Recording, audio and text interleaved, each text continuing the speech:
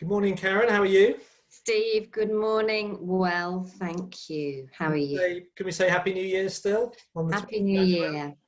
Yeah, it's nice to see you. You too.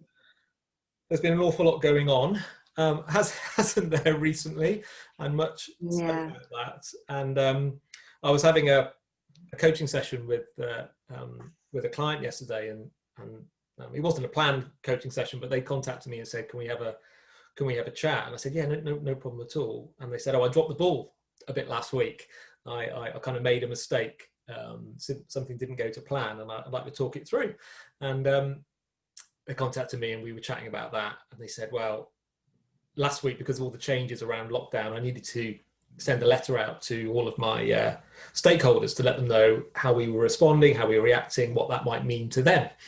And he said, I was feeling really hurried. This sense of urgency that was out there in the world about lockdown, I realized I really absorbed that. So I was feeling really hurried, and I was writing this letter with good intent. I wanted to make it really clear. And to save time, I copy and pasted some of the information from a previous letter, put it into this one. And I didn't really check it through. And he said, what that inadvertently did was completely change the tone and the message of the letter. So when the stakeholders received it, they were utterly confused, and many of them were really angry that the very thing that they had expected and wanted, I was telling them the opposite was going to happen. And I said to him, so, what did that lead to? He said, well, this happened on the Tuesday. And I think, to be fair to him, he said, I owned it. I owned the mistake. In my words, he took the courageous action. He apologized.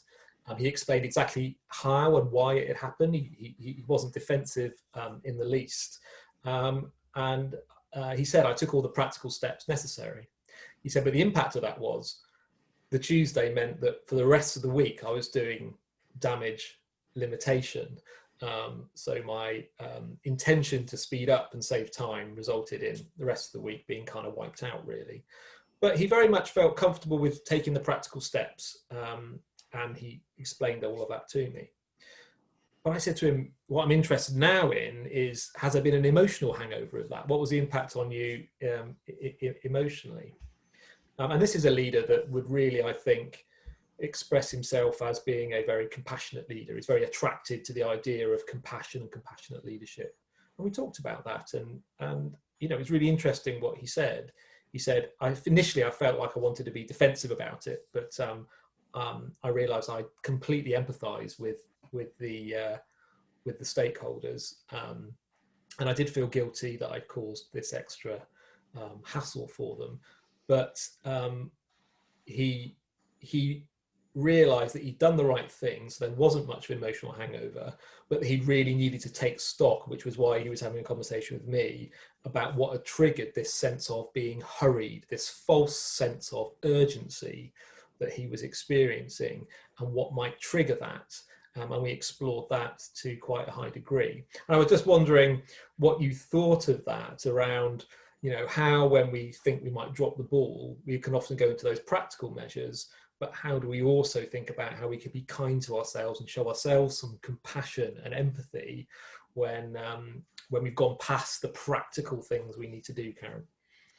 Yeah, I mean, it sounds like he was already offering some compassion and kindness to himself, and I'm not sure the extent to which he was, but I am conscious of how common it is in the human condition to not offer compassion and empathy to self at those times, and to go into that beating ourselves up mode.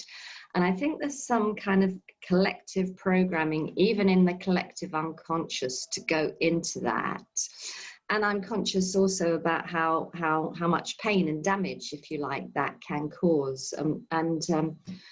And really what we're doing, and you and I, and the work that we're doing, is supporting our clients to, as a first move, to go ask themselves the question, how can I be empathic, kind, compassionate to myself, knowing that it is part of the human condition to, from time to time, make mistakes. That is what we do as humans. it's not a surprise. There is nobody on the planet who doesn't from time to time make a mistake. Your client did really well in terms of how he dealt with it on the practical sense. Sounds like he did quite well on the emotional sense, you know. But if we can pick up on that, and if the other piece of the journey is, if we are being compassionate as a practice, not just when there's a mistake, but as a daily practice. And part of being compassionate towards self is operating in the world in our most productive and effective way, which is noticing, isn't it, if we're pulled into that fast way of working, and noticing it quite early on, and you know, doing what we need to do to slow down. But my belief is, my experience is, if we're operating with compassion, we are not so likely to be going into that, being pulled into that fast way of working. We are less likely to make mistakes. We are more likely to offer ourselves those words that we most need to hear, that way of being that we most need to hear at those times. So it's an ongoing calling from my side for a daily, frequent, regular, compassionate practice.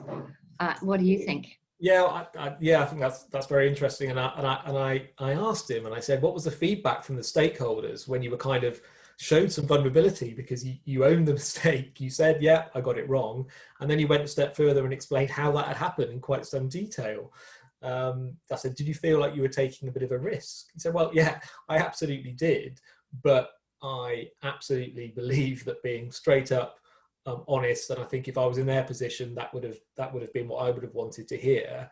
And my belief is that would go down well. He said, but I did feel I was taking a bit of a risk. But actually, by the end of the week, he was getting calls from stakeholders thanking him for his honesty, how refreshing that was.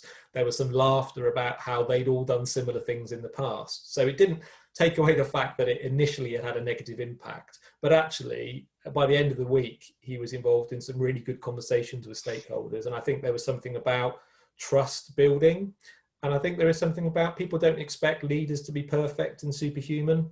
I think that's a myth if it's out there. I think we know they're flawed and imperfect, because so are we, and we're all just people, aren't we? So I think out of it, you know, he didn't want the week that he had.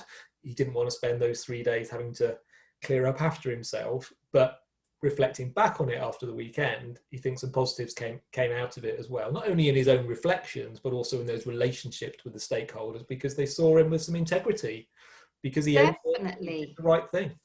It sounds like he really was able to have a much deeper connection with his stakeholders, which can only be beneficial for the relationships there, which can only be beneficial for the performance of the organization. So it sounds like what appeared to be a mistake has turned into a win. But he sounds very inspiring, the way that he dealt with it. And it sounds inspiring the way that you supported him and reassured him that the way he dealt with it was totally on the button. Yeah, and he's really, and he would definitely say he's a practitioner of compassionate leadership and works very hard at that. So I just wonder whether a future conversation for us might be, you know, what attracted him, what attracts people to leading with compassion. I don't know if you put it in quite that same way, but maybe that's a future conversation for us. Yeah, and as you know, I mean, I believe that some leaders have this kind of calling. I'm going to use the word calling to follow that path. And it's interesting, isn't it? Some have that calling, others might be tempted, others might not even have considered it, others might judge it as not for them. So it'd be quite interesting to explore from all of those different perspectives. Okay, well, I look forward to our next conversation where we'll explore this in a bit more detail, Karen. Looking forward to it. Thank you. All right, take care. Bye. Bye.